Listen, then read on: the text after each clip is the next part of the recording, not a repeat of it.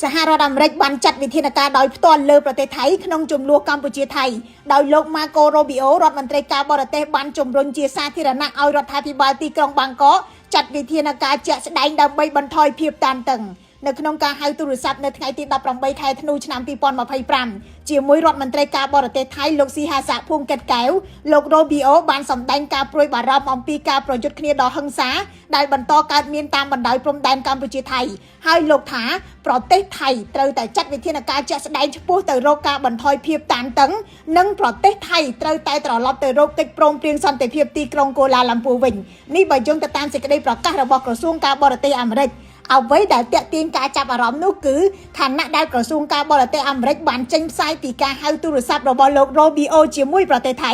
អាមេរិកមិនបានចេញសេចក្តីថ្លែងការណ៍ដែលបង្ហាញថាលោក Rubio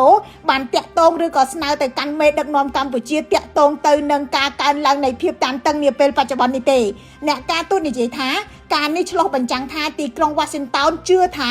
ថៃគឺជាតួអង្គប្រយុទ្ធដែលមិនព្រមដកថយមិនមែនកម្ពុជាទេសម្ពាធរបស់អាមេរិកទៅលើថៃនៅពេលនេះបើទោះបីជាមិនមែនជាការថ្កោលទោសឬក៏ដាក់ទណ្ឌកម្មក៏ដោយធ្វើឡើងក្រោយពីរដ្ឋាភិបាលថៃដឹកនាំដោយនាយករដ្ឋមន្ត្រីចាំផ្ទះលោកអនុទីនបដិសេធ3ដងរួចមកហើយចំពោះគំនិតព្រួយផ្ដើមឈប់បាញ់ស្នើឡើងដោយអាមេរិកម៉ាឡេស៊ីនិងចុងក្រោយមិនទទួលដឹងពីវត្តមានប្រេសិតរបស់ចិនទៅទៀតចំណែកកម្ពុជាវិញបានទទួលយកជាសាធារណៈនៅសំណើបទឈប់បាញ់ការផ្ទៀងផ្ទាត់ជាអន្តរជាតិនិងរូបភាពផ្កាយរណបមិនត្រឹមតែទាត់ចោលសំណើឈប់បាញ់ប៉ុណ្ណោះទេរដ្ឋាភិបាលថៃនៅដាក់លក្ខខណ្ឌឈប់បាញ់ចំនួន3ដែលមិនអាចចរចាបានថែមទៀតជាលក្ខខណ្ឌដែលតម្រូវឲ្យកម្ពុជាជាអ្នកប្រកាសឈប់បាញ់មុនធានាប្រសិទ្ធភាពបទឈប់បាញ់និងសហការដោះមីនប្រធានសភាពាណិជ្ជកម្មអាមេរិកប្រចាំកម្ពុជាលោក Cassie Barnett ក៏មើលឃើញពីការបំពានរបស់ថៃមកលើកម្ពុជាដែរខ្ញុំរស់សុធាពី News Today NTTV